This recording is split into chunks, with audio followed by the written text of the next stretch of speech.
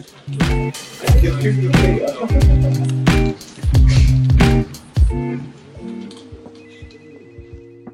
Bapak Ibu, kembali lagi dengan saya Bianca di acara Market Update Corner Room.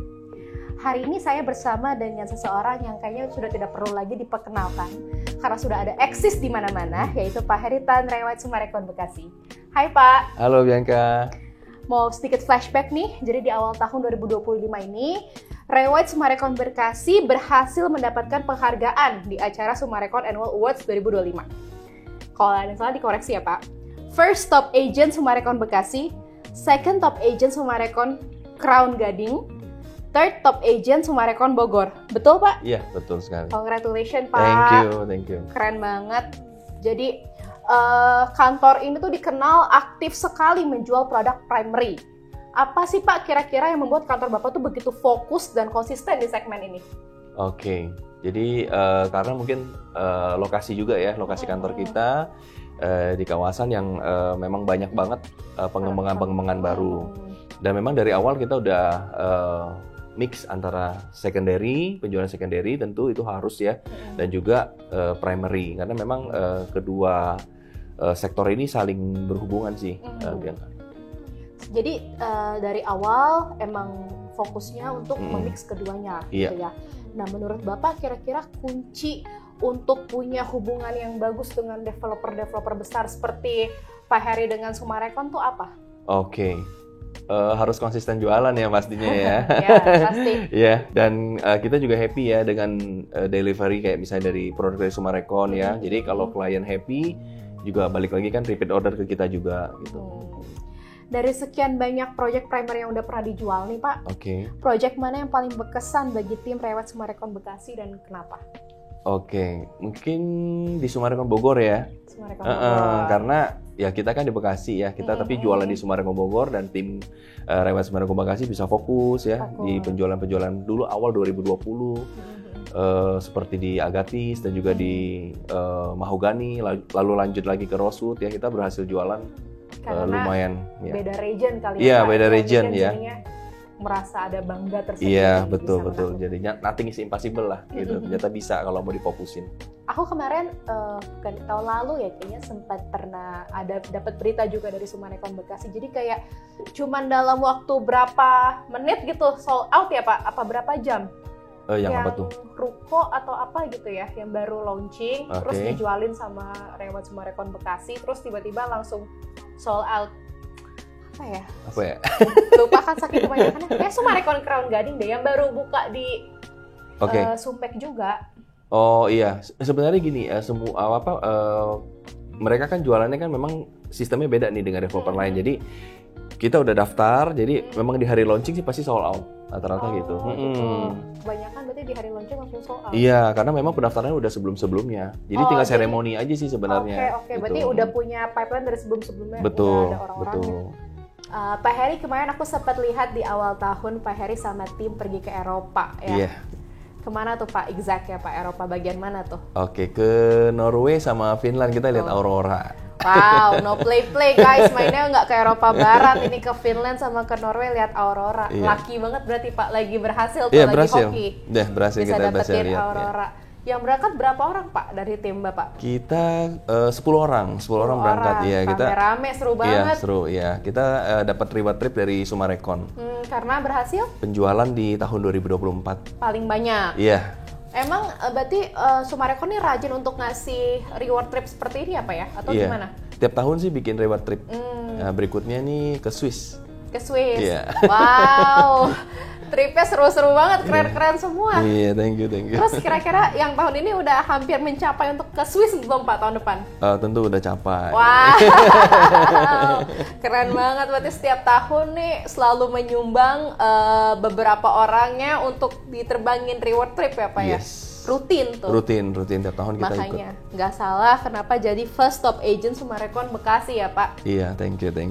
Di sana tuh di Sumarekon tuh kira-kira ada berapa lain agent properti sih Pak? Ada berapa banyak? Kalau agent properti lumayan sih ya, mungkin sekitar 8-10 kantor ada. Lokalnya juga banyak. Iya, lokalnya juga banyak. Tapi tetap kita nomor satu, so it shows berarti emang kita Gak ketinggalan pemirsa, benar-benar kita emang menjadi pilihan dan emang agen-agennya juga, maksudnya marketingnya juga emang benar-benar punya kualitas yang bagus untuk bisa deliver produk yang dititipkan ke mereka. Keren banget Pak Heri. Nah, gimana nih Pak tantangan terbesar dalam menjual produk primary dibandingkan secondary? Oke, tantangan terbesarnya ya mungkin bagaimana agar klien-klien itu bisa tahu ya produknya. Oleh karena itu, marketing dituntut untuk harus beriklan. Ya, selain menguasai produk knowledge, harus juga beriklan. Kira-kira nih berarti marketing Bapak nih spesifik gak ditujukan satu marketing megang ini atau benar-benar semuanya tuh megang semua produk? Oke, semuanya ikut jualan. Ya. Jadi kalau bisa ada produk knowledge, kami dari tim Rewat Sumargo Bekasi ikut datang lihat gitu. Dan kadang nggak cuma sekali 2 kali gitu kali ya produk betul. Terus-terusan. Betul. Tahun 2025 nih Pak, gimana Bapak melihat produk primary di kawasan Bekasi dan sekitarnya? Apakah market sedang hangat atau justru mulai melambat? 2025 ya? Ya. Hangat sih, banyak ya penjualan-penjualan baru. Bukan hanya di kawasan area dekat kantor kami di Sumargo Bekasi, tapi juga di sekitar ya. Banyak sekali developer yang juga launching ya, bukan hanya rumah, tapi juga ruko dan ada juga pergudangan gitu. Jadi sekarang udah mulai shifting ya Pak? Iya, nggak hanya rumah tapak gitu ya ternyata? Betul. Sampai komersil juga tadi pergudangan pun ada ya? Ada.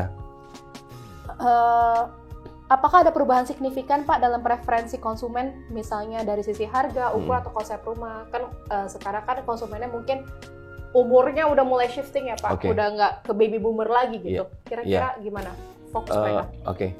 Jadi kalau di penjualan primary ini memang sangat menarik ya, karena memang variasi harga dari produk tersebut juga sangat beragam dari 1M kemudian sampai 2M sampai 5M pun ada di kawasan Bekasi.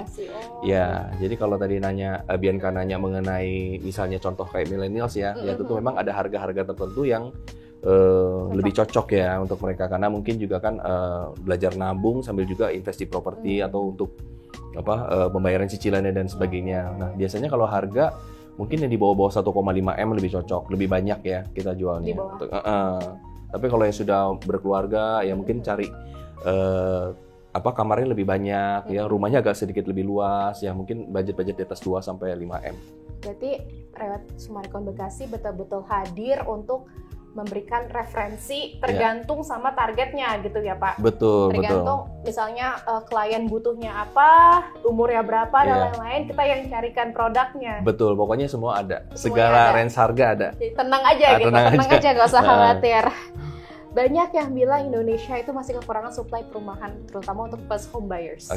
Menurut Pak Heri, apakah itu benar adanya atau justru suplainya sudah ada tapi belum sesuai dengan daya beli pasar? Kalau untuk kawasan di area Kota Bekasi, Kabupaten Bekasi, saya lihat sih suplai banyak ya. Banyak, terus nggak kekurangan sih, Bianca.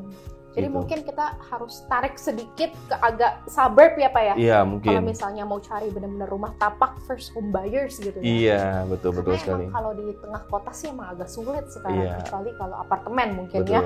Development baru kan agak sulit, tanah terbatas dan juga mungkin harganya jadi mahal kalaupun ada. Gitu. Melihat dari kacamata kantor Bapak yang berada di lapangan, bagaimana sebenarnya keseimbangan antara supply dan demand properti saat ini? Saya rasa cukup baik sih. Berarti seimbang ya Pak? Seimbang ya. Memang contoh di kawasan kami di Sumargo Bekasi, kalau kita bandingkan dengan 10 tahun lalu ketika baru mulai start ya memang waktu itu suplainya banyak ya, demand tapi perlahan sekarang justru kita kesulitan untuk cari barang-barang second ya. Nah tapi berhubung dengan primary juga banyak stok ya, jadi untuk penjualan oke aja. Tapi nggak oversupply kan Pak? Enggak sih, nggak oversupply. Jadi masih pas. Pas pada porsinya. Iya, masih pas. Sekarang yang terakhir nih Pak, apa harapan dan saran Bapak kepada developer agar produk-produk primary ke depannya bisa semakin relevan dengan kebutuhan konsumen, sehingga bisa lebih mudah juga dipasarkan? Tunggu ya, ini apa ya? Saran ke developer ya? Coba boleh ulangi lagi?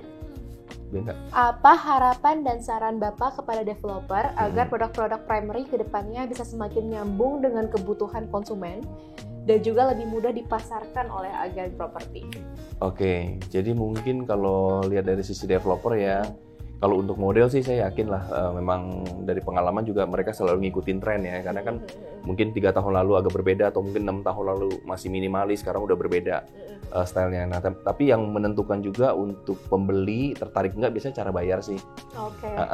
Cara bayar, Fleksibilitasnya. fleksibilitasnya, dan juga tentu pricingnya. Ya angka-angka start 1-2 M itu sangat-sangat menarik di pasar. Ya, tapi kalau misalnya udah di atas itu, terus kawasannya juga agak ke belakang, mungkin agak berpikir kali ya Pak ya? Iya, betul. Oke Bapak Ibu, sekian sudah podcast saya bersama Pak Heri mengenai produk primary yang sudah beliau jalankan bersama timnya di Rewood Summarecon Bekasi dan akan terus dijalankan ke depannya karena kantornya ini sangat kuat primary-nya. Jangan lupa di like, share, komen, dan juga subscribe channel YouTube Rewood Indonesia, dan sampai ketemu di episode selanjutnya. Bye!